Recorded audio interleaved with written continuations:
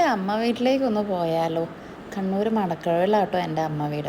എൻ്റെ വീട്ടിൽ നിന്ന് 1 മണിക്കൂർ സമയമില്ല വീട്ടിലെത്താൻ വേണ്ടി. അതവിടെ എല്ലാവരും ഞങ്ങൾക്ക് വേണ്ടി വെയിറ്റ് ചെയ്തിരിപ്പുണ്ടേ. ലിസിയമ്മായിയാണത്. നമ്മുടെ സനമോളും സിയാൻകുട്ടനും സൈകയൊക്കെ ഉണ്ട്. അങ്ങനെ ഞങ്ങൾ അവിടെ എത്തി. ചെടികൾ കണ്ടില്ലേ? ഒരു നഴ്സറി ലുക്കില്ലേ? കണ്ടോ? Full view. നല്ല ഭംഗിയില്ലേ കാണാൻ? സൺസെറ്റിൻ്റെ സമയത്ത് അടിപൊളിയായിരുന്നല്ലേ കാണാൻ വേണ്ടിയിട്ട്. ലിസിയാൻ്റി കാത്ത് പരിപാലിക്കുന്ന ചെടികളാട്ടോ. ഇത് ജയാൻ്റി, മാമ്പോയിലുള്ള ആൻറ്റിയാണേ. നെക്സ്റ്റ് ടൈം നാട്ടിൽ പോകുമ്പോൾ മാമ്പോയിലൊക്കെ പോയി അവിടെയുള്ളവരെയൊക്കെ പരിചയപ്പെടുത്താം. മണക്കടം എത്തിയ പിള്ളേരുടെ ആദ്യത്തെ പരിപാടി നേരെ പുറകിലേക്ക് ഓടുക എന്നുള്ളതാണ്. അവിടെ കുറേ റാബിറ്റ് കൂട്ടന്മാരുണ്ട് കേട്ടോ. നമ്മുടെ സിയാൻ്റെയും സൈകയുടെയും പെറ്റ്സാണ്. പെറ്റ് വരിക്ക് കൂട് നിറഞ്ഞു. അടിപൊളിയല്ലേ കാണാൻ വേണ്ടി, വീട്ടിൽ റാബിറ്റ്സ് ഉള്ളപ്പം. അപ്പോൾ ഇവർ വന്ന് റാബിറ്റ്സിൻ്റെ കൂടെ കുറേ നേരം കളിക്കും കേട്ടോ. സിയാൻകുട്ടൻ അവർക്ക് റാബിറ്റിനെ എടുത്തു കൊടുത്തു.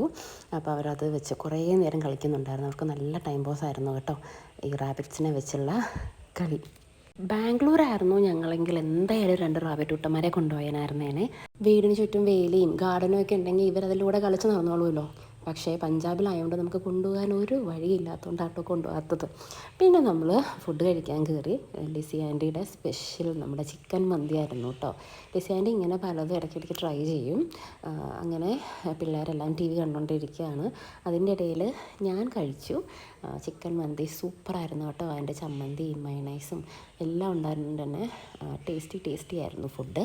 കുറേ നേരം ഇരുന്ന് വർത്താനമൊക്കെ പറഞ്ഞിട്ടാട്ടോ വീട്ടിലേക്ക് പോയത്. പിന്നെ അടുത്തായതുകൊണ്ട് രാത്രി ആയാലും നമുക്ക് വീട്ടിലേക്ക് എത്താമല്ലോ. അങ്ങനെ ഞങ്ങൾ ഭക്ഷണം എല്ലാം വയറ് നിറയെ കഴിച്ച് എല്ലാവരോടും ടാറ്റ ബൈ ബൈ പറഞ്ഞ് പോകുന്ന സീനാട്ടോ കാണുന്നത്. കുറേ പേരില്ലേ ബായ് പറയാൻ വേണ്ടി. എല്ലാവരെയും കെട്ടിപ്പിടിച്ച് ബായൊക്കെ പറഞ്ഞ് നമ്മുടെ അമ്മച്ചിക്കും ഉമ്മയൊക്കെ കൊടുത്ത് ചെറുതായിട്ടൊന്ന് പ്രാർത്ഥിച്ച് ഞങ്ങൾ വീട്ടിലേക്ക് ഇറങ്ങി.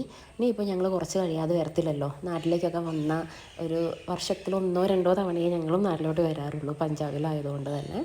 അതുകൊണ്ട് വലിയൊരു യാത്ര പറഞ്ഞാട്ടോ ഞങ്ങൾ ഇറങ്ങിയത്.